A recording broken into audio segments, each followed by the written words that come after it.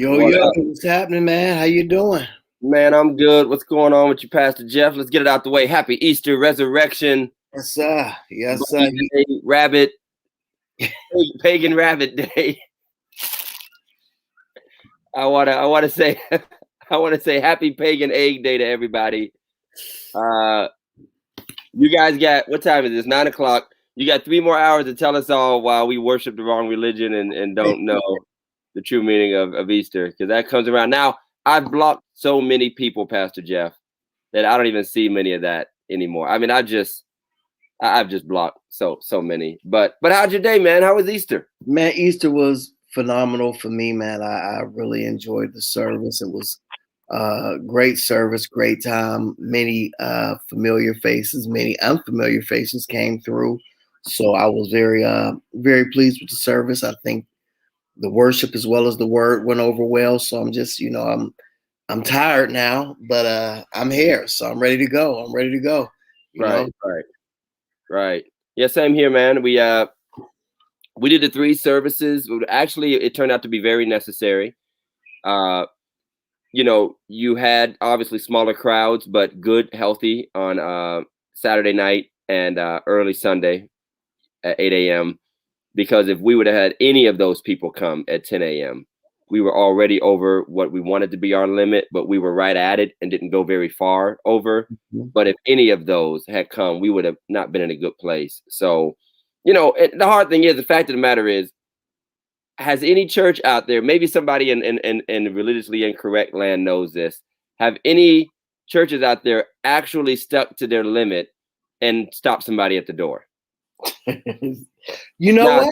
Some have registration, but I'm talking about just we're trying to hold capacity. I did hear that Paramore did. Okay. I did hear that Paramore did. I heard that. Matter of fact, I heard that he actually gave people a certain amount of time to get there, and if you weren't there at that time, and I heard this from one of his members that they actually turned him away. He got there, turned him away. I mean, it is. I mean, and we all know Bishop. We love him dearly. He unapologetically would get on here and tell us that this ain't no gossip, or right. Unapologetically say, "Yeah, I did it."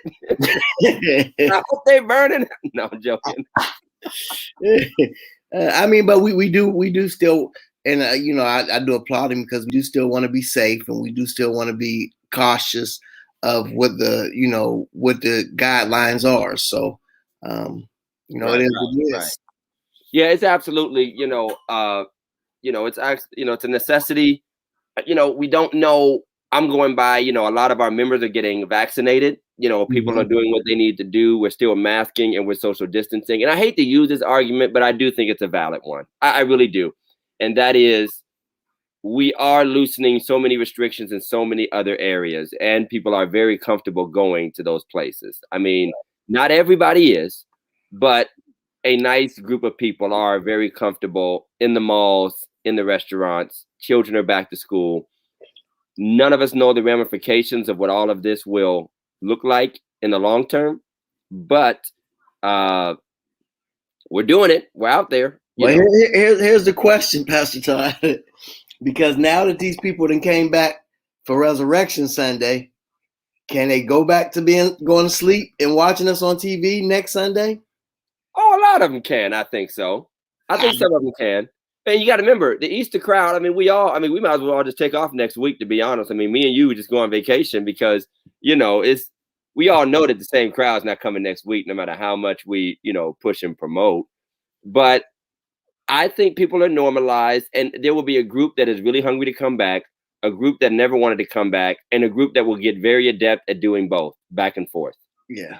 Yeah. And they'll always be able to say, we're watching. If I'm not there, I'm watching. And honestly, that might present a conundrum for churches that have some sort of formal membership expectation and guideline, because what do you call being present?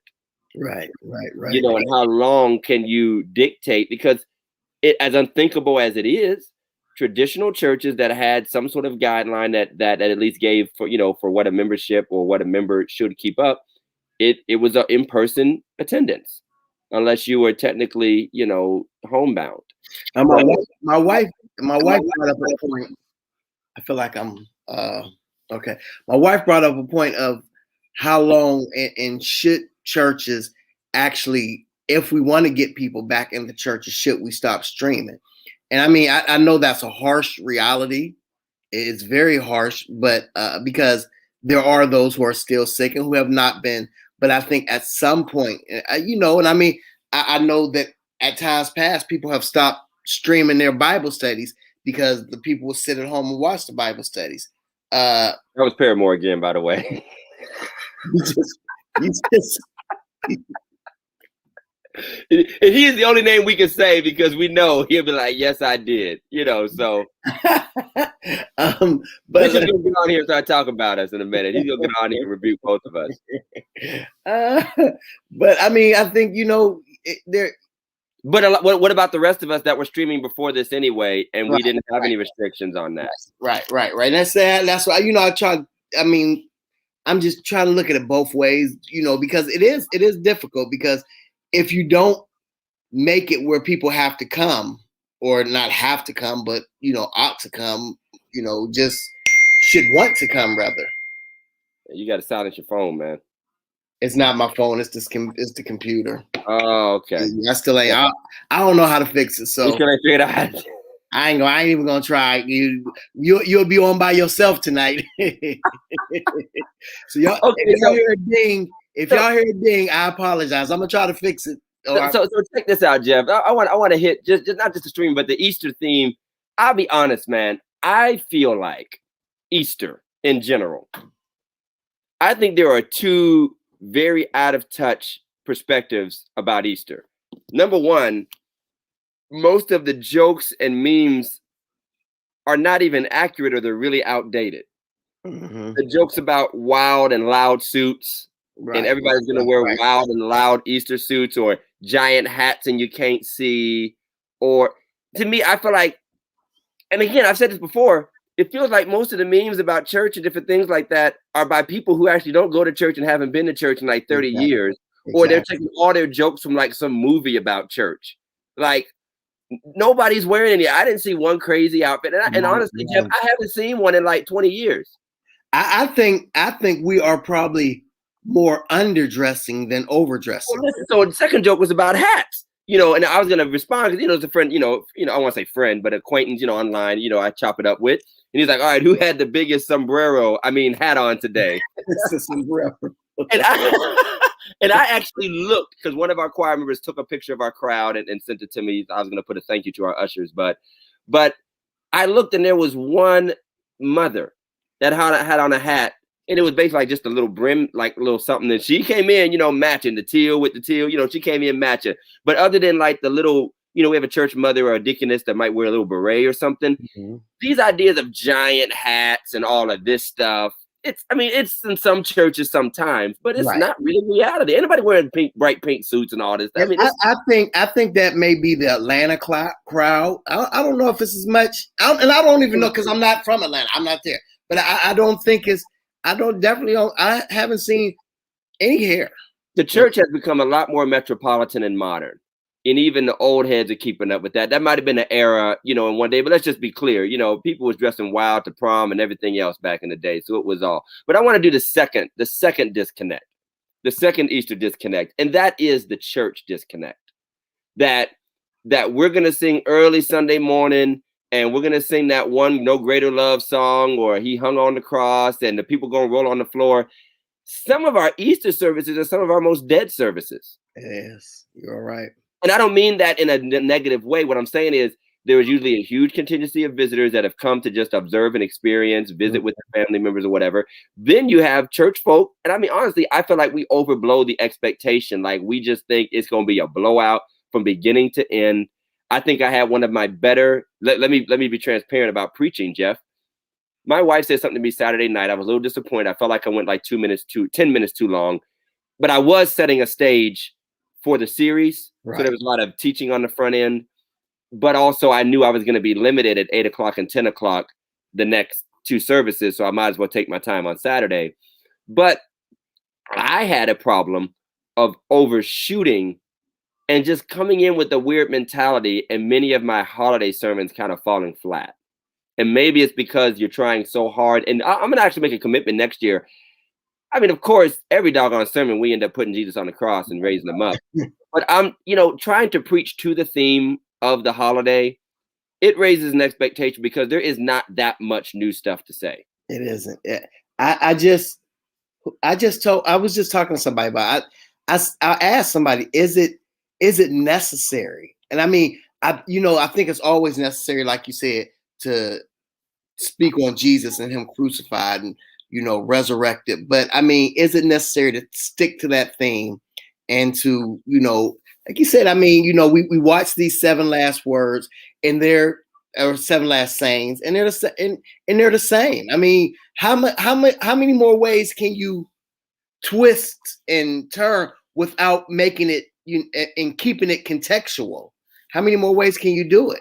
I watched one that will go unnamed, and if you know it, and this is a whole nother show, and maybe we can segue into this. Thank you everybody for joining us. We didn't even talk to everybody. Hey y'all, how y'all doing? What's up, Jameson?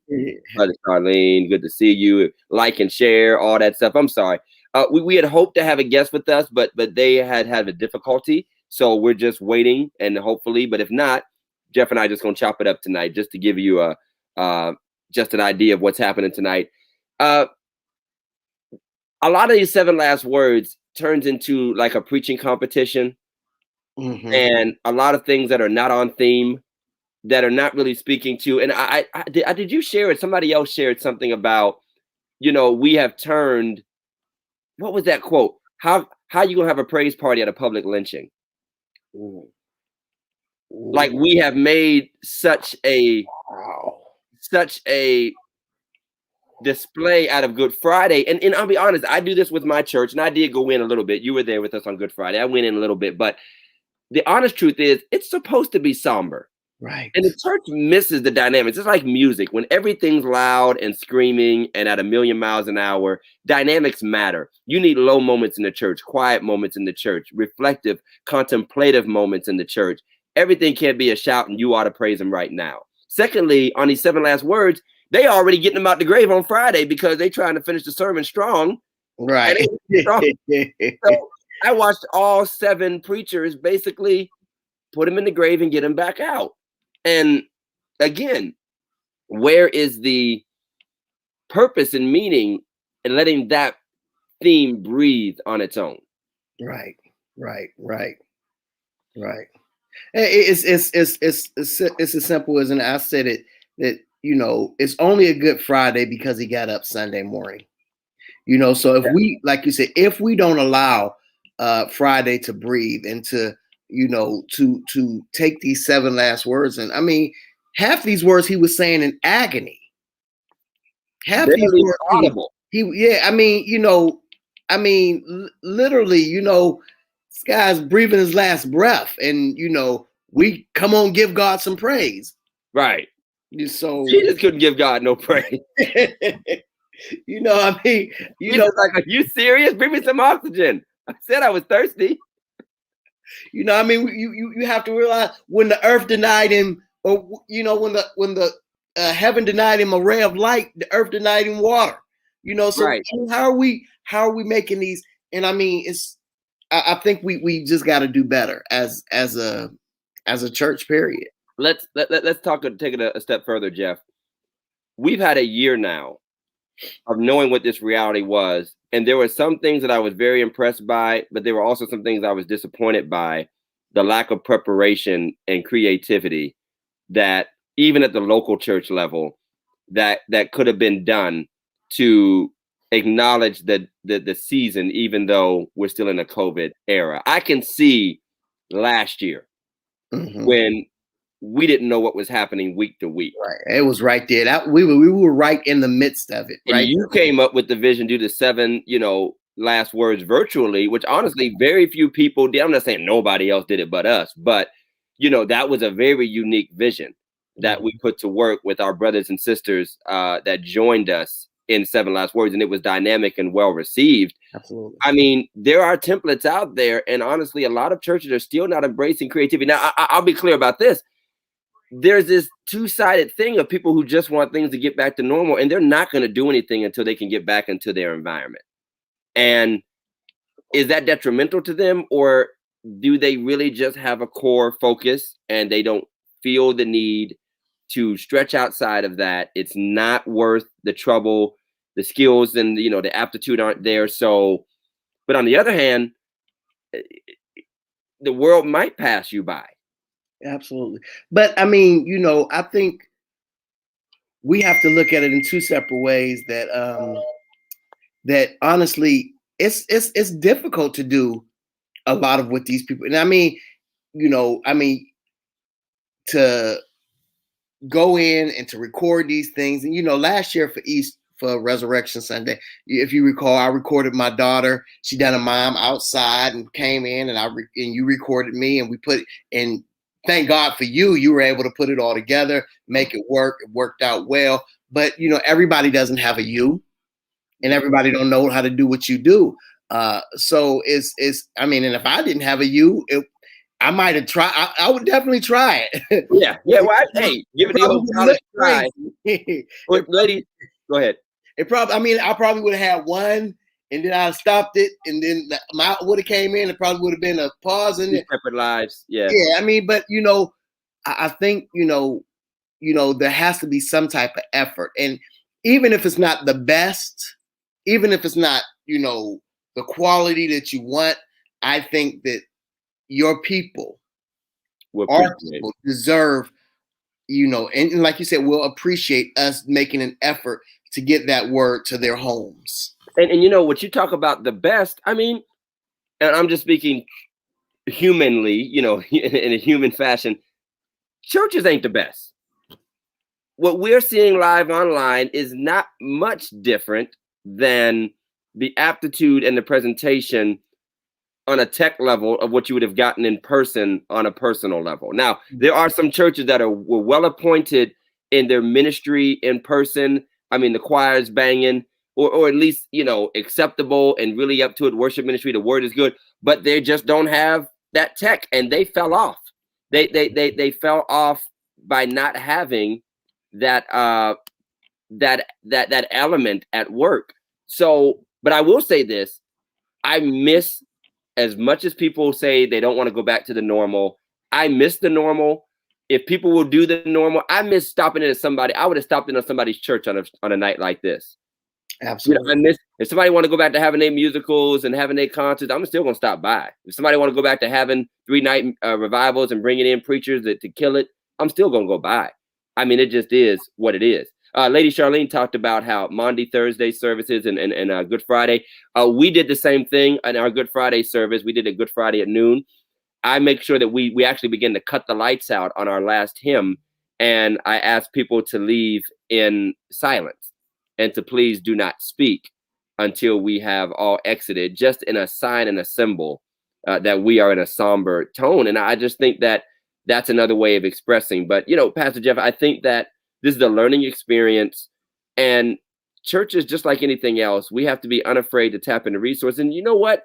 There are some resources that are neutral. Yeah. So maybe you just need to find somebody who just knows tech, whether they're a member of your church or not.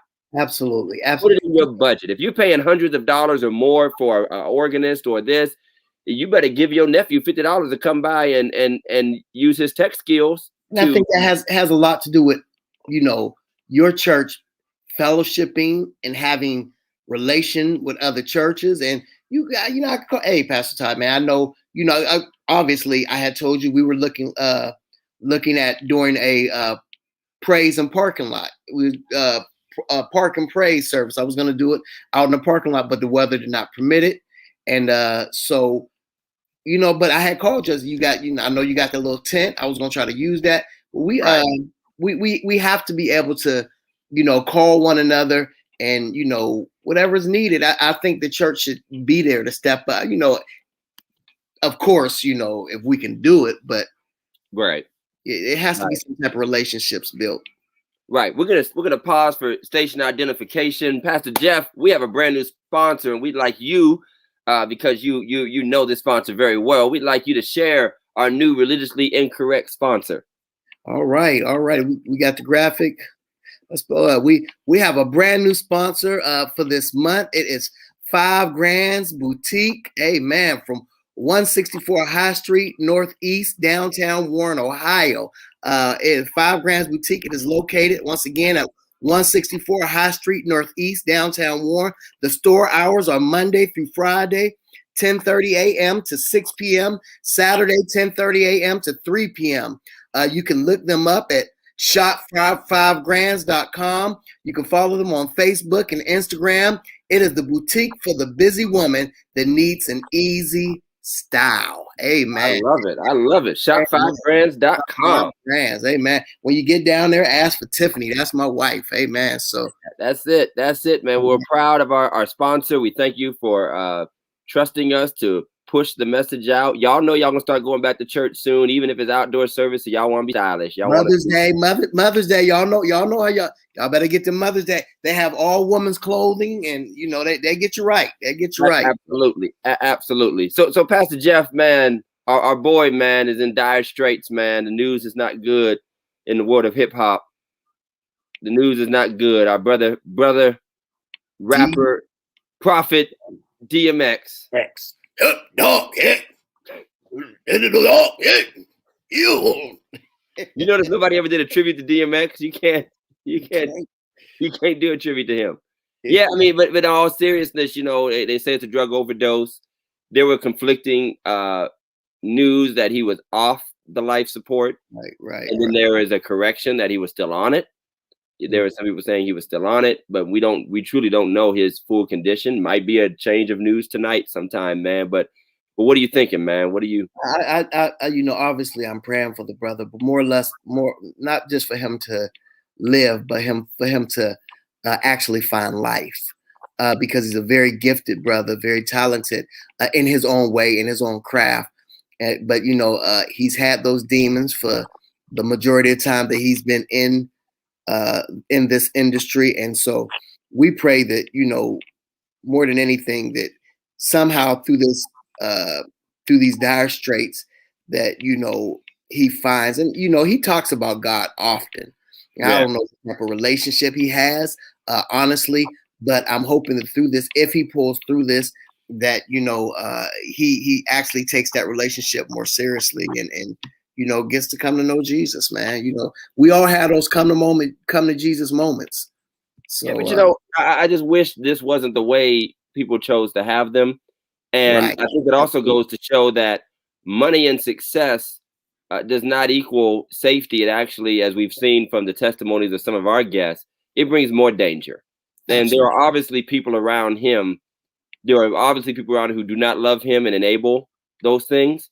And I'm sure there's a group of people around him who have been trying their darndest to get him out of that environment and breaking those habits. You never want to say, well, everybody around him just okay with it. Mm-hmm. I'm certain that people have, you know, because addiction is almost an impossible situation for many families. I mean, I, you know, obviously we know it in all of our families, our churches, our communities.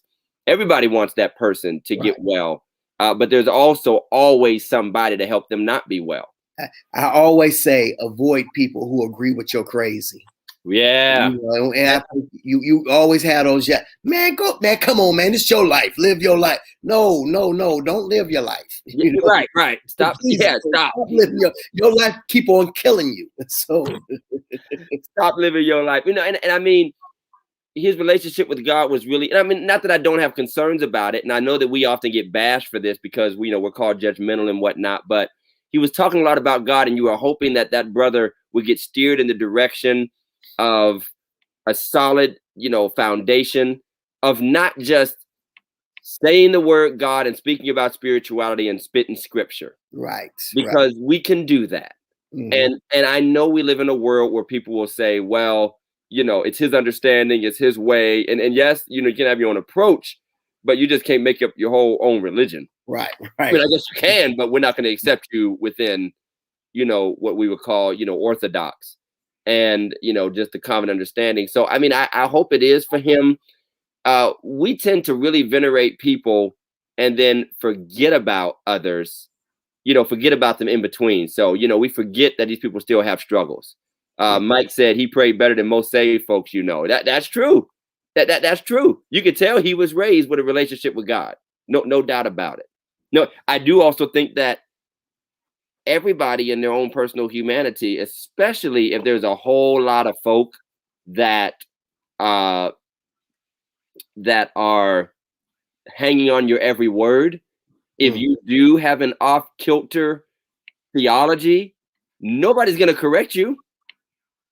Nobody's correcting a millionaire who's like, yeah, so Jesus and Paul were brothers, and well, I mean, even with that,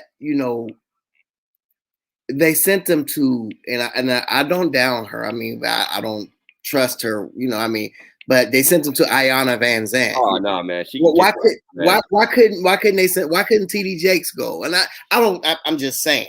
All I'm saying is nobody that's been sent to Ayanna Van Zandt is doing better than they were before they got there. That's all I got to say. Check the track record. Nobody is doing better. I don't hate this woman. I don't dislike this woman. K1, it's the truth. Nobody has been on this woman's show. Nobody has sat there and listened to this person talk all this psychobabble and been better. Everybody is still the Braxtons, DMX, everybody. Lamar Odom. Right. Right back at the Bunny Ranch. I mean, he right back at the. He like, all right, peace. All right, peace. Katie, where you at? It's hilarious. But I mean, and to me, it's dangerous, man. And again, when you are in a situation where we're all pastors are like this, everybody's giving you an amen. Mm-hmm. Everybody's giving you an amen. That's right, dog. Your prayer on Facebook. Let's be honest. It's dangerous for a person who's not really known as a religious figure or leader to suddenly be considered one based off of a few posts or short videos or clips of him praying and quoting scripture. That's dangerous to his own mental and to a whole bunch of people. What was scary is that, all these guys have these epiphanies, whether it's somebody like Ray Lewis that got 20 kids and 20 different, and all of a sudden he's, you talking about his past, Jeff. You're just being judgmental. Come on. Just because you're. Wait, he just had his 26. Never mind. He just had his 26. Just because you have been touched, it does not qualify you to teach. Stop. That's true. That's true. Stop it. What? Everybody has an epiphany when they lighten up and blowing smoke. I mean, who doesn't have an epiphany when they on that gas? Oh, he on one tonight, y'all. Who doesn't? I mean, some of the deepest stuff that came from some of the highest folk. Absolutely. Yeah. And they said Jesus was delirious on the cross. They said he was delirious and that the toxins was getting to his brain and all this other stuff. They were. Yeah, I mean, much love to DMX and to the all those who love him and fans, and we were just getting over Nipsey and Kobe and so many stars that have lost, we've lost, and it's hard, and again, I feel like we venerate these people, man, and don't always look at them as human beings. In one way, they had it. Jehovah called it the Chronicles of the Skunk Weed. We need a guest. I think I want to bring K1 in. K1, you want to come in here and holler at us today? We need a tap in guest. Big Mike, you mind if I get a tap in guest? I'm gonna throw it. We might as well just have an open mic night. I'm gonna send the link to K1 so we can come in here all everybody in. Just send the link a couple people. We'll just tap them in. Who just wants to join it? Okay, so Jeff, I want to back up a little bit. I want to back up a little bit. So what do you think is the best part of Easter, and what do you think is the worst part of the Easter season? The best part is the actual fact that it happened. I mean, outside of all the religious events and all the hoopla over it, the best part is the fact that he really did get up, and we really are living because he did get up. I think if you don't ever make it out to church service, if you don't ever listen to the preacher say, man, if you understand and you believe in your heart, confess with your mouth, you got up. Who you laughing at now? Amber Harrison is clowning you. She said the worst part is Jeff Suits.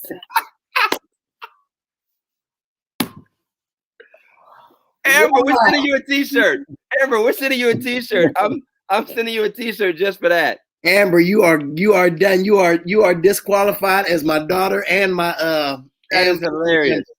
And remember, you are disqualified. That is hilarious. What? So I tell you, you know, the best part for me is that more people are actually interested and actually she said I'm gone.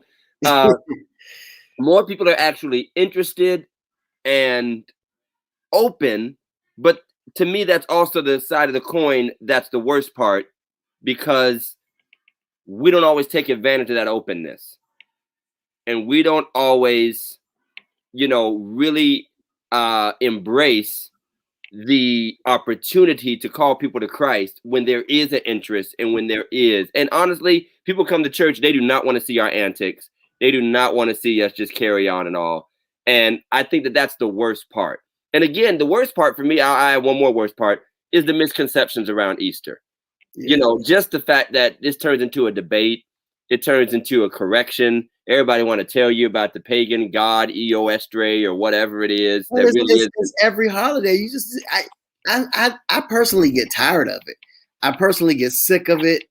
I can't stand. I mean, I don't want to hear no more Halloween. I don't care what y'all believe about it. I mean, I don't want to hear no more. I say, practice what you practice and call it a day. I don't want to hear. I don't want to hear that Jesus wasn't born on Christmas. I don't want to hear it. Let me say it like this: if the word Easter is pagan, then so is Monday, and so is June, the month of June, because all of them are based off of Greek gods and Roman traditions and all this other stuff. So if I said I'm getting up on a Monday, oh, you worshiping Monday now? It's the same way as Happy Easter. It really is. Words and culture and meanings change and shift over time. All right. Hey, our man J1 tapped in. My favorite big black man. Bring him in, Big Mike. Our favorite big black man. No! Yes, sir. Yes, sir. What's going on, Doc? No autographs. No autographs. He is.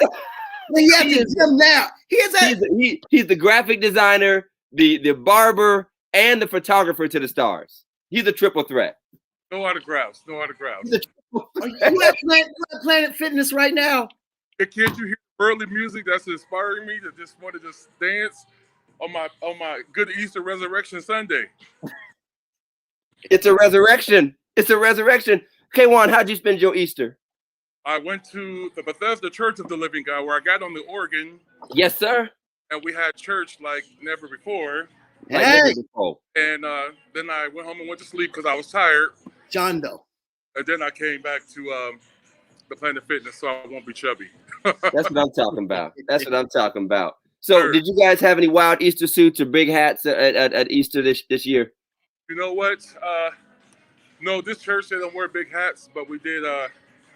It was about 400 little kids. Yeah. Yeah, they all wore their little Easter suits, and it was a great service. This young gentleman named Chris, he got up, and he never really talks. He got up this morning, and he had something to say, and he just tore the church up. He was just telling people, because there's a lot of people that are hurting from a lot of people that have been deceased, and he just got up and just admonished the people to just hold on. And before you knew it, the whole church was in tears. They were going up, and it was what the people needed. Wow. Really, that's awesome. That's awesome, man. That's awesome. Pastor Angel Dela Cruz says, "What's up? What's up, Dr. Dela Cruz? Good to see you." We should bring him on. Just have him cuss everybody out for a few minutes. You know. Did any of the kids do the shoe? No shoe. No. Nobody got up and did no dances during the shout. Speeches. No, it was just in and out. Communion. In and out. Shouted for about an hour. Right. One finger right here got hurt, playing that one bass line for like an hour straight. Oh man, that's an old school Pentecostal shout, man. They don't let you rest. You've been on the organ for years, so I have, man. Yeah, I know how it is, man. I know how it is. So K1, you tell me, you're a churchman, you've been around the church all your life. Do you think the church is handling this pandemic and coming out of the pandemic? Do you see our church, especially Black churches, are we adjusting well to impact the culture, to keep up? Or do you think we're still falling behind and got work to do? I think there's a strong balance. And some of the smaller churches, they're going to go to church. They're going to do whatever they need to do to carry on. The larger churches are a little bit more concerned about the safety of the people. Like I look at like my mom's church, they're not back in church.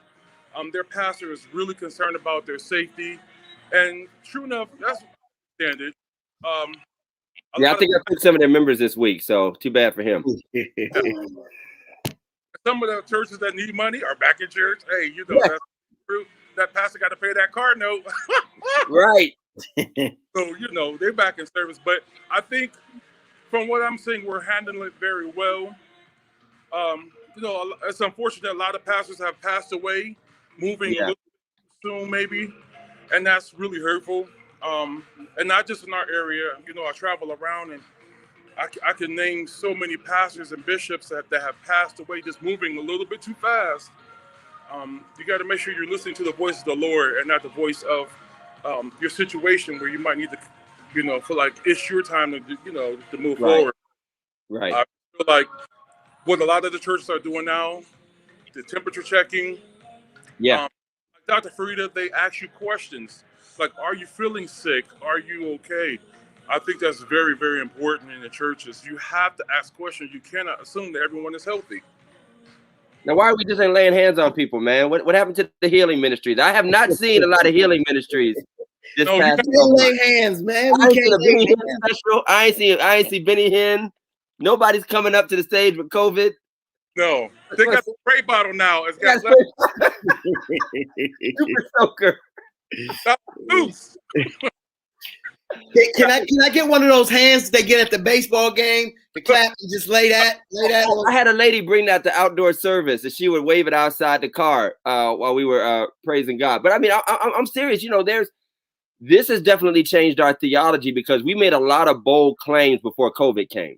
Yeah. Lot of bold, wild claims about people who claim to have healing gifts, and if you just let the bishop or the prophet or the miracle healer touch you, just get down to the church, he'll make it all right. I ain't seen damn one of them at the ICU unit, and I'm not saying people haven't recovered and prayer don't work. I'm not saying prayer don't work. I believe in it fully, and I know people have recovered because of the prayers of the righteous. But the promises, the make a line, it went somewhere. That's all I'm saying. Right here, oh, God's going to protect you. Go ahead and go to church. Now, there's also rules of the land we have to follow too. We don't just follow ministry. We have to follow the rules of the land. If the governor is telling you to stay out of from social gathering, you as a leader, you have to follow them instructions because people down the wrong path.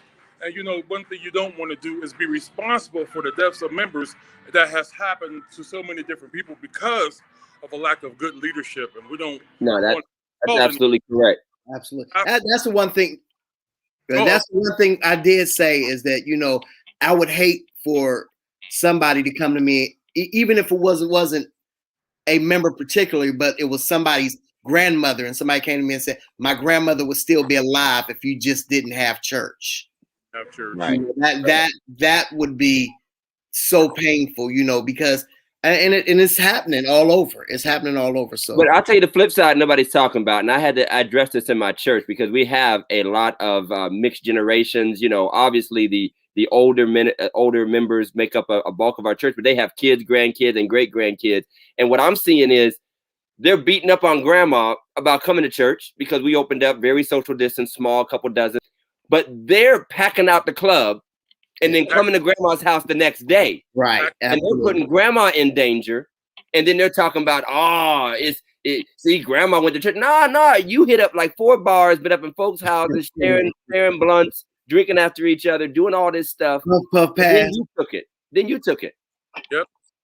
Then you have the airplanes like I fly everywhere to do these shoots, jam-packed. And it's just really challenging during this time. The best advice I can give to any leader is just use good wisdom. Check your people. Never be afraid to put that, even though temperature doesn't say that they're sick or they have anything. But I think as long as you follow the laws of the land and use good wisdom, everybody will be okay. We need to start praying. So that's mandatory. We have to do it. But you want to do it in a smart way and keep your people safe. Yeah. I feel it, man. I feel it. So So what else is on your mind, K1? Anything concerning the church you want to address? You always talking about, anything you want to address about the church, anything you want to tell the preachers, since it is religiously incorrect, so you can go ahead and rebuke us. Anything you want to. You know what? I just want to admonish, like, especially the musicians during this time, and just everyone that's, you know what? I can share just a little bit. I always felt like I wasn't good enough as an organist or as somebody that was doing stuff. You always felt pushed to the back. But my friend Alfie Birch, he always told me, he says, you never know who you're blessing. You just keep doing what God has commissioned you to do. You never know who's listening. You never know who's watching. One day, Pastor Todd, I was singing a song, and I knew I was killing it. But you knew you were killing it. Walked out, and I felt like wasn't effective. And this lady came to me, and she said, you know what? I want to tell you, the song that you sang, I was going home that night, I was going to commit suicide. And she said, because you lifted my spirit, you saved my life. But those things like that, you have to take in consideration. Someone's always watching you. People are looking for you for inspiration. So never give up hope. And always stay in the spirit. You know, we all have opinions. Everybody have opinion about church and different things. It's not about denomination. It's about saving lives and helping people to live on and make it to heaven. That's one thing I loved about Loretta Pernice, Pastor Pernice. She went out, and when you're a pastor and you're a leader, the thing that you have to remember, and this is what our topic is about, you make a commitment, for God I live and for God I die. You can't sit at home and be scared when you made the commitment. Like I look at Bishop Heron, he's at every funeral. He's praying, and I know he's scared, but you know what? For God I live and for God I die. You cannot forget the commitment that you made to Christ, that you're going to do no matter what it takes to get the people into heaven, period. I feel it. I mean, I still ain't trying to die, though. I mean, that's cool. Y'all can keep saying that. I ain't never said that. I said, for God I live, and then I just stopped right there. Yeah, though, the hood pastors be like, look, I'm doing that. I stay strapped, Doc. I stay strapped. For God I live on the good side of town. And Right. Only in the suburbs. Well, K1, I just want to admonish you because I know you said a lot of people are watching you, but there are a lot of us who are, watching your beard as it's blooming. And I'm admonishing you to beat Abraham in the next play. From running around and just traveling. But listen, thank you, Pastor. I appreciate you, man. So nobody can ask you to be Jesus in the Easter plays or nothing because you're taller than the cross. And you might get Moses. Maybe Moses, though. Listen, no. Sister Sandra Matlock, she had me be Lazarus one Easter. Oh, you were? Lazarus, I had to come out with a robe, and at New Jerusalem, I had to bang on the door. Okay. And I out walking like Lazarus is risen from the dead. And now Mary and Martha, they were so happy to see me. That's the only play I was in. I love it. We had a play. Hey, Jeff, remember that? I don't know if you're there when George was Jesus. Yes. And yes. The soldiers were like 8 years old, and his brother George is like 6'4". I'm like, dude, this don't even look realistic. You got two toddlers taking Jesus to the cross. We was clapping, though. We was clapping for him. We was clapping. Yes. Everybody got on their shower curtains for Bible robes, for Bible time clothes. That's and Nike flip flops. This black, and that's what I miss. I want to see a good black church Easter play when we get back. When COVID is over, I need a good black church Easter play. Speeches where kids start crying in the middle of them. Fake blood, paper mache rock that's made out of cardboard that you can just knock over. I need a good ghetto Easter play when COVID is gone next year. I need it. I need it in my spirit. I need a good 7-day revival. 7 days. 7 days. And you gotta fast. You gotta fast the 7 days, so you pass it out while you're trying to come to church. Church really amazing resurrection play. Not this year. It was like maybe a couple years ago. It was really compelling. Full character, full outfit. The Nike flip flops, like you said, the fake beard. I mean, it was a full production. The lighting, the thunder. That's the stuff I love. Productions like that, where not only people can feel it in their soul, but people felt convicted because you actually watched Jesus die during that play. Right. And as a mother, one of the things they did, Mary had to watch her son be crucified. And as you guys, as fathers, imagine losing your child and you can't do nothing about it. Wow. That was one of the most heartbreaking things is to sit and watch him die. There was nothing they can do about it. But it was very compelling. And those good plays like that can demonstrate, you can't be out there looking like the ghetto people. You got to make sure you got the good beard. Right. No autographs, Jeff. No autographs. No autographs. Well, listen, y'all. We thank K1 for coming out. Oh, we got one more question for you, K1. What did you wear to church today? Did you wear a bright pink suit with 9 buttons on it? Oh, you know what? I put that in another way.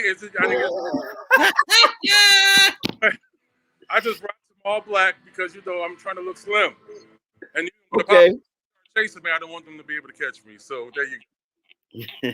I feel it, man. Well, K1, thank you for joining us. We're gonna tap out with you, man. We're gonna have you on as a cut-in whenever we have time, man. We're gonna have you just cut in and watch every weekend. I just be over here tickled.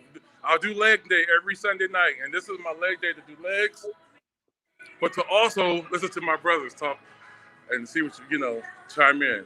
Bless you, man. Thank you, sir. We love it. We love it. You take care, K1, man. See you, man. God bless. Bye. Hey, man, listen, real quick, just to get a little bit serious here, man. Have you been watching the trial? Yeah, man. Yeah. It's heartbreaking, frustrating, but I'm still skeptical. I'm very skeptical. But I mean, did you watch the testimony of the man who watched it? Yeah. There and oh man, I broke down for a minute, man. I broke down to sit there and watch him and to see the footage that they hadn't previously shown. The footage of him after it was over, the cop saying that he was a big man. We had to get him down any way we could, and what did he say? We don't know what he had or something like that. It's like you just killed this man and you still have no empathy at all. To me, I'm bothered overall. I know we had Vince on and talked about this, but that whole could have been and they might have done it. That's anybody on the street at any given time. Anybody could have a knife, a gun, could snap, and you could literally claim that. All that is the difference is that you engaged a person. And now that gives you the right to assume the worst about who you engaged. 6 people could have walked down the sidewalk with AK-47s under a jacket. Nobody would have noticed. You engaged a person on an assumption, again, what you would have. But I mean, I'm telling you, even when I watched, the most important part that I watched, to be honest, Jeff, was the jury selection at the beginning. Because it's a game. It's a game between the prosecution and the defense. Right. And I almost got the feeling that the defense is just trying to get one person to cause a hung jury. Absolutely. Doesn't matter what's said, doesn't matter what videos are shown. If they can get one person that's sympathetic to police officers, that believes that a big black man could be a threat and will not cross over that traditional threshold of the police getting the benefit of the doubt and the immunity and all that stuff. Yeah. We really just want this thing to be hung and delayed, which gives more time, because when the fire goes out, it's hard to spark it back up. Yes. So if this gets pushed back to 2022 and retried, it's, wow.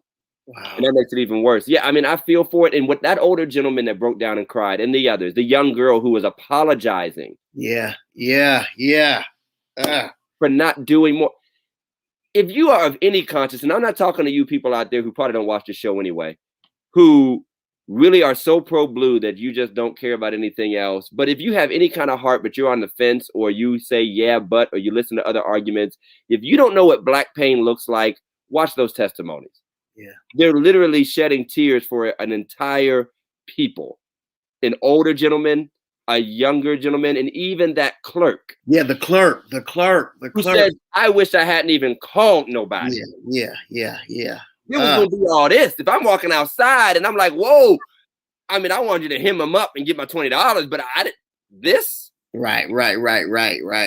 Over 20, over maybe And they don't even know for sure. That's what I was going to ask. Did they even find out was that fake or? They probably shot the $20 bill too. They probably killed the $20 bill too. I'm dying. It's a threat. Mike, cut. They'll kill anything. But I mean, Dr. Dela Cruz said it right. You know, you want to believe that justice will happen, but you can't ignore the track record. And the track record is, if you can, this is a 30-year-old show we've been on, at least. Going back, and I'm talking about recorded police murders. Right. This is a 30-year-old show that started with Rodney King. And if you can beat a man on TV, just beat him nearly to death and walk away. What do you expect to happen? You think HD gonna make it better? You think HD phone cameras are gonna make it better? I mean, 1991 or whatever it was, dude was out there with a whole Super 8 giant camera. You know how big that camera had to be to record that? That was huge. That was 1991. It had a real video cassette tape inside of it. He had to be coming from like a wedding or something. You know, to what Mark says, I would hate to be in that area if they do.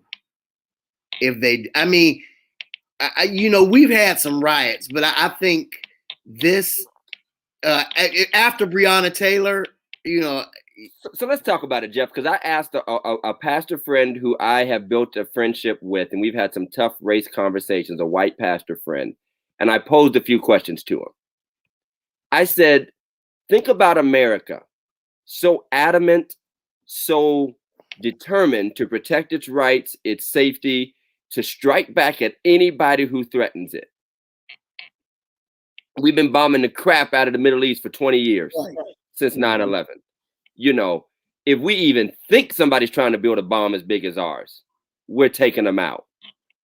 What makes you think that white America or patriotic America or conservative America are the only people who feel that violent and aggressive retribution is necessary when you're being oppressed or you're being threatened? I said, what part of you? I said, I'm looking at, this is not a nation that has allowed itself to get hit and get abused and be exploited and attacked without fighting back. So why are you so surprised that people could care less about your Target and your Walgreens and your police station when they represent the commerce and the authority of a nation that has never given people its rights? Remember, y'all started a revolution over some tea and some taxes. Right. Y'all started a revolution over some. I don't think it's them. I think they still want us to have this slave mentality that we're going to sit back and just allow what has happened to happen. Yeah. And I don't think that's the generation we live in. You know, I don't think we live in a, you know, come for some, get some type of generation, and we ain't having it. And we have enough of even American history behind us to see, honestly, this is the American way. Yeah. This is as rioting and looting and fighting back is as American as apple pie. So stand your ground laws, whatever it might, however you want to call it. If North Korea is a threat to us, we will get on TV and say we will bomb the smithereens out of you if you even open up a missile. So if a group of people see themselves being unfairly attacked and maligned, and honestly, let's be honest, the riots and all that happen because the legal processes don't work. It doesn't. It doesn't. Nobody would be rioting. I'm be honest. Nobody would be rioting if even 25% of officers were held accountable. The percentage is like 2%. I think they had like 1 or 2 confirmed cases of actual convictions in police involved shootings that don't have, you know, an inkling of question around, you know, around them. If there's an inkling of question, there is no benefit of the doubt. Like, I mean, there's cats that's gone to jail just because so-and-so told so-and-so told so-and-so. Right. And they're sitting in jail right now. So a nation, thank you, Tatum, Pastor Osborne, a nation built on violence, built on retribution, built on revolution is a nation ripe for revolution. What do we say in relationships, Jeff? You'll lose them like you got them. Yep, that's it. That's it. That's If it. you had to go behind somebody's back, steal somebody's man or whatever, sooner or later, some other booty chip gonna come along and steal yours. So, and you know what? Black people have seen a lot, and I'm not saying I advocate or I want it to happen. Let's just be honest. Black people have seen guerrilla warfare, terrorism, looting, rioting work as at least a release and a message sender. Even if you know you can't win, you can at least try to inflict as much pain where you can. Yep. And you ask people, well, don't do that. Just pray and seek peace and seek unity. Look, we've been to your courts. We have saluted your officers. We have served in the militaries. I just told a brother who said, "Oh, you anti-police." Brother, I make my kids say yes, sir, no, sir, and thank you, officer, every time they see one, just so they know to respect authority. And but at the end of the day, none of that. You can play basketball with kids in the street. The police can go out and pass out ice cream cones. Y'all can do all that stuff. That is still not going to stop what has become a trend. Happy Easter, Jay. It's my nephew Javon. Happy Easter. It's a frustrating peak. And again, no black pastor is advocating, none that we know that have good sense for it, but we understand. We understand. I understand. You have to know. And let me say one more thing, Pastor Jeff. America has a bad habit of instigating problems that they can't work their way out of. Oh. Anybody will tell you that half of the aggression that America has shown in the Middle East, even though you have a right to strike back, but every time we do, every time an innocent person gets killed, every time a school gets bombed, even if it's by accident, that's a recruitment tool for Al-Qaeda. That's a recruitment tool for these people. And because we won't get out, they can, and I'm not saying it would be great if we did, but I'm just saying that it fuels their efforts. And so the more people keep not only committing these atrocities, but defending these acts, the more you are actually fueling the movement that wants to shoot back, that wants to fight back, that wants to take out a cop. And the rest of us who are trying to preach peace and love and unity and justice and equality the right way, what we feel won't be destructive to people, we start to lose our voice because people are saying, we tried it your way. Yeah. We marched with you. We went to the unity service. We stood, and one of them white ministers you tell us to get with stood up to their party and said, you need to pass this law or we won't support you anymore. We have not changed the conviction rate of police officers. And here's the funny thing. I want to say, well, I'm on a roll because you know me. I hear you. Go ahead, Doc. Even when an officer called me, a black officer called me about my comments about this Trumbull County Warren officer and said, well, you don't know the whole story. There's a lot of things. I said, you know what? Every time a black man gets pulled over and accosted by a police officer, that officer don't know the whole story. They make a judgment, they make a decision, and in some cases, they make a condemnation right in the street. And you want to tell me that I can't criticize them because I don't know the whole story and all the details? You don't know all the details of who George Floyd was or who was in that. You don't know, but you have a certain authority and immunity. And so, of course, your function is respectable. It's a hard job. Our jobs are hard. We take criticism all the time, and we can tell people all the time, you don't know what it's like to be a pastor. All those people know is what they've experienced. Yeah. Period. And us talking about how hard we got it, they don't want to hear that. When they see us getting offerings and being celebrated and being popular and respected, while somebody who walked out of our church might be hurt. Don't nobody want to hear that. So that's just my take on it. I hope there's justice for George Floyd, and I really want to see real justice. And I say, like I said about the young man in Warren, it's not real justice if they get a slap on the wrist that can easily be undone and bargained down. And next thing you know, they're on probation, living somewhere else in another state or hired somewhere else. I'll say this, and this isn't to try to scare anybody or make anybody afraid, but the other day I just so happened to be riding past the old Kmart up there on Parkman Road, and they was having a gun show. Right. Said, let me just stop in just to see what's going on. And I bet you it was 40-60. We was up in there. Oh yeah. We was up in there getting loaded. We was up in there. I'm about to do an all black gun show, a blacks only gun show, and see how long that lasts. I'm gonna see how long we go have a blacks only gun show. Pastor Jeff, take us out with one more ad. Tell us who our sponsors are. We got Mike Phillip. We doing the Mike Phillips one now, right? Mike, we're a little confused. I'm sorry, Mike. Are we still doing $5,000? We got Phillips Care. Phillips Care. Go ahead, Todd. You do that. You Phillips Care cleaning service, residential and commercial. We're so grateful for Phillips Care family of businesses, starting with Phillips Care Cleaning. They say, don't waste your time. Let them do it. They will clean up the mess that causes you stress. They do everything: commercial, household, carpet upholstery, move in, move out. They'll do haul away trash, for the big stuff as well. Check out Phillips Care Cleaning Service and contact Fernando at 330-219-7916. Also in the Phillips Care family of businesses is the lawn care, the landscaping, the snow plowing. Who knows? We live in Ohio, so you might get a little bit more snow before the month is out. But they do it all. And I really want you to check them out because they are proud sponsors of Religiously Incorrect and have been from the beginning. So check out Phillips Care Lawn Services and Phillips Care LLC. Thank you very much. We're going to wrap it up with Big Mike. See if he has any questions or comments for us. How you feel, Big Mike? Oh, you're muted. Mike, you're muted, Doc. There we go.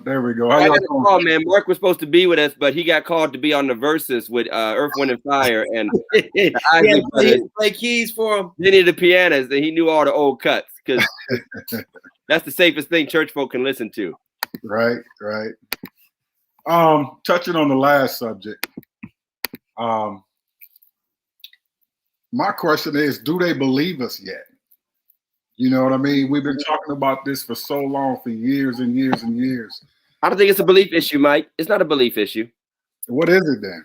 It's a compassion and a care issue. Do they care? Yeah. No, nobody who is not being impacted by something or is in control of something is going to change that something just because somebody else is upset about it, because that's just trouble for them. I think a lot more of them believe us now because of the last situation with George Floyd. Whether the guy gets convicted or not, to me, it's still up in the air. Who knows, man? Because I think it'll be the most minimum charge and the most minimum sentence. Yeah, probably. That's all I got, though, man. It's got to end up in juvie, man. He'll end up in juvie, cutting grass on the side of the road. He'll be in high school detention. He gonna be at Wheatland too. Oh, he better not be. He gonna end up in one of them hot racks. Oh my goodness! Like, who pushed you into the machine? Right. It's a lot going on, and I mean, we have to. Let's be honest. We had to cope with all of this. The latest Black Lives Matter blow up, and maybe we should end on this. It happened with all the churches closed. Interesting. The latest civil rights blow up our nation has experienced happened when all the churches were closed, and there were clergy still. And I as I told a friend, using the new platform of social media, and one friend did say to me, who I love dearly, but he was like, man, sometimes, you get out there and you're speaking so tough and rough. It's almost like you're just giving the middle finger to everybody, everybody white, all your white friends, And, I said, but what else do we have? There were a lot of people that said Dr. King was just giving everybody the middle finger. I mean, he wrote a whole book that gave white preachers the middle finger and basically said, what are you doing? You're not doing what you ought to do. So we were all closed down. What we would normally get up and say to our few dozen or few hundred members, the vast majority of churches, 85% of churches, we're now on a platform, Facebook, Twitter, Instagram, and blasting this message out. My question, I guess, is how will the church re-engage and balance those worlds between being back? And will we concern ourselves so much with just trying to get back and being flashy in production and the lights and the streaming softwares and all that we forget that we have a real community personal obligation, and some stuff is still grassroots for us. And my personal thing is, and we really need to talk about this, y'all, the whole production of modern church online, because I'm just seeing some stuff that's just like, am I watching Church or Family Feud? Mm-hmm. I mean, after a while, I'm like, I'm a traditionalist, but there are great new ways, but sometimes I wonder if we're just playing to each other. We're even spouting the numbers we got, but let's just be honest. We said this at the beginning, and now we're on the back end of this. We are really just building audiences of a bunch of church folk. And we got to make sure we touch the world. Yeah, I think, like you said, a lot of it is becoming very gimmicky. A lot of it is becoming so gimmicky. And I mean, I understand there's, you want to reach out and you want to try new different things, but some of it is, it's like, okay, I mean, you don't got to have the whole, the whole set of whatever, you trying to do up there. It's some of it is way out there. Way. But is it a competition with the social media influencers? Not it is. Not it is. But yeah, there are major gospel Christian people who basically won the year or two, and they have built wonderful platforms, and it is admirable. But after a while, flash is flash. It's almost like a Michael Bay movie or one of these superheroes. After a while, you've seen all the explosions. What new way can you blow up a car or a building or a boat today? Right. How many times can King Kong fight Godzilla? You know what I'm saying? It's like, it's awesome, but it might still be empty. Yeah. And I'm not saying the preaching isn't good, the word isn't rich, but I think religion is inherently organic. Yeah. I think religion, in particular Christianity, is inherently organic. Right. Well, let me ask you this, and I know we got to go, but do people still want the raw, regular word? I think so. Because I was just about to comment. I went to church today, surprised my parents. They were happy. They were happy. I saw you point at them when they said it. Right, came by second. I saw you point at them when I talked about how your parents won't bail you out of jail.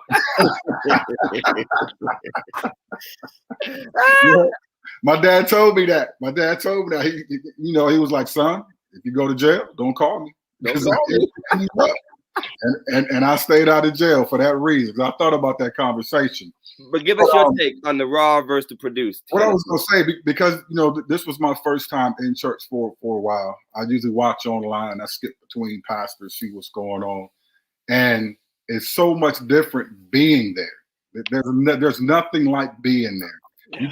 You get the real feeling and the emotion and the whole spectrum you get from actually sitting there and being there, experiencing it, versus watching it online. So that's my take. So I think eventually it will go back because people want the full spectrum of the experience. And I honestly think it's become like, and we got to get us a whole show. We got to give it a whole show. It's become like people telling a joke and everybody's like LOL, but they ain't really laughing out loud. So everybody's typing. I'm dancing right now. No, you ain't. You typing. Right. You still in bed. You still in bed. I mean, it's just. I'm not saying people can't really get in touch. We have had salvations online and all that, but again, we got to have a conversation about the online church culture that is almost so self-celebratory and so self-congratulatory that there are more people talking about you preaching, Doc. All right, pull it now, Doc. All right, come on. It used to be 3 or 4 preachers up there encouraging you like that. Now it's 75, now it's 75 people using a certain kind of lingo that really, if you're not in church, in the crowd, like today, you hear amen. Right. In the comments, you're hearing, rev it up now. Go in E flat. Take it higher. You walking heavy. Here's where it really gets crazy, because you can watch your comments back and you can see this person say that to you and then watch somebody else's service and the same person. So how's you watching their service and my service? How we all walking heavy at the same time? Everybody ain't that great. It's almost like the Snoop Dogg song. Every other place, city I go. Yeah. Every other You was just on my thing.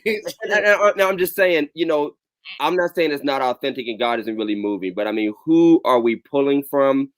There is a church culture fraternity that will celebrate anything that looks and sounds churchy, that will pull towards. It's like guys that go to car shows. Just show me the shiny car. Yeah. Show me the shiny car. But most people just want a car to go from A to B. They do not want to go and just look at shiny cars and listen to you rev up an engine. Right. They want to go to a car lot, buy a vehicle that will meet their needs. I think y'all can't steal that because that was good. I just came up with that. That was good. I think people like me to rev up my motorcycle though. Especially right. Hey, especially in at your house, Todd. I like to rev it. Right, yeah. Jeff likes to disturb the neighborhood where the upper crust, the upper echelon. They're like, there them Negroes go again. There they go again. They don't know how to act. Next thing you know, they're gonna be barbecuing in the front yard. Yeah, but I mean, I think that's worth. We might unpack this next week. We might talk virtual church and virtual church hopping, and like, where do we go from here, and how do we encourage people? And I'm not saying that virtual church will not be a dynamic part of our worship experiences going forward, that people will not find an entry level, an on-ramp, or meeting their needs or schedules.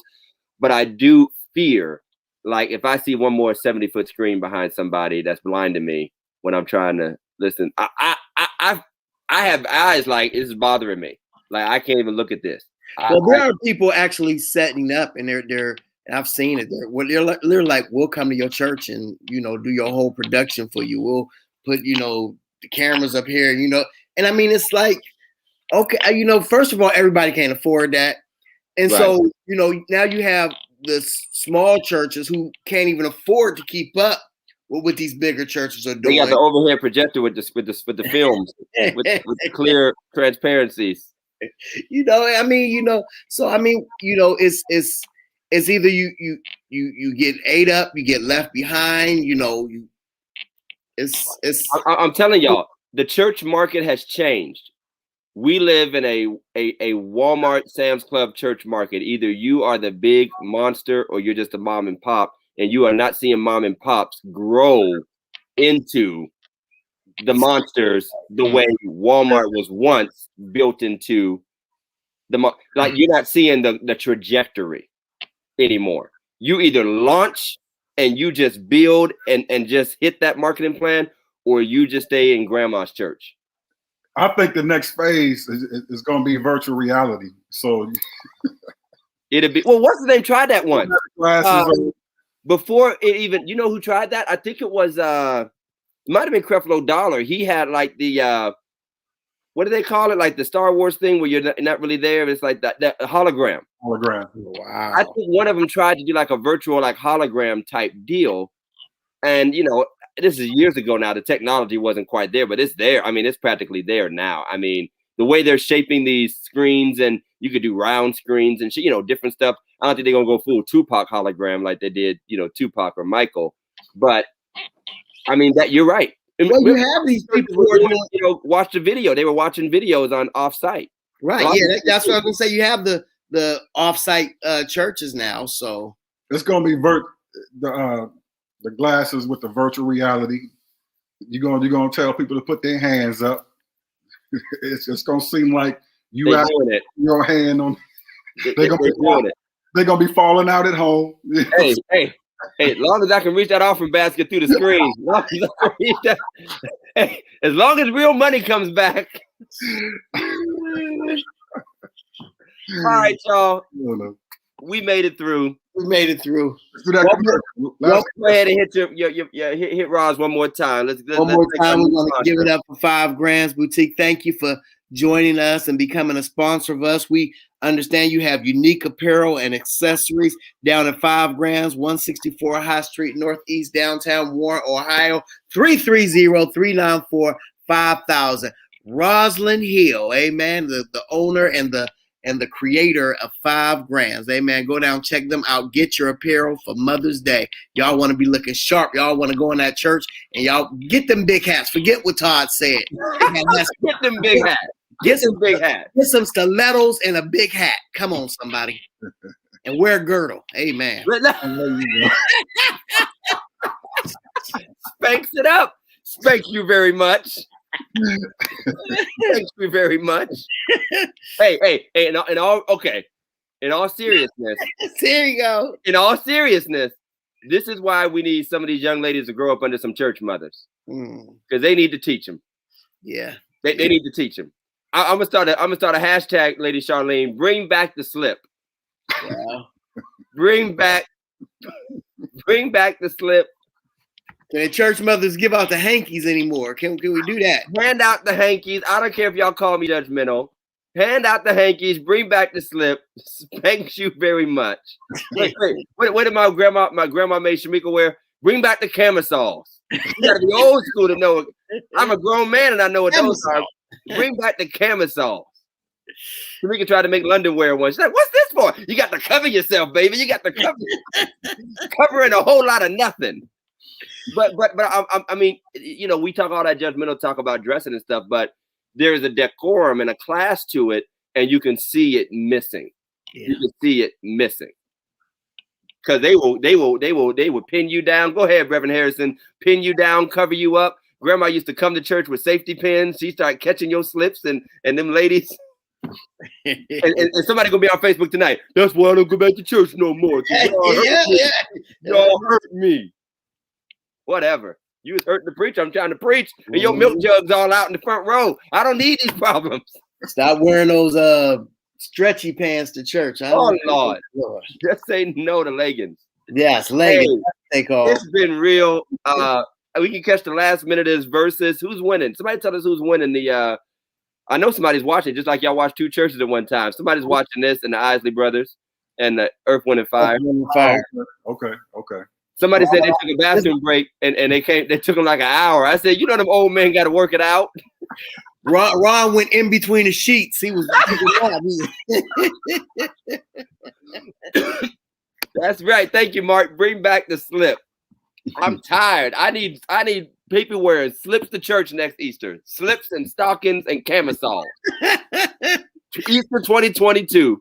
And get the little girls those socks that they used to roll down and have with the frillies around them. With them big old block kitten heels, them big old. You weren't allowed to wear real heels. You was like 18. Shamika started wearing heels. She was like 28. You bought her first pair. Todd was like, Chinese on, baby, Chinese on. Hey, y'all, it's been real, Mike. You got anything else?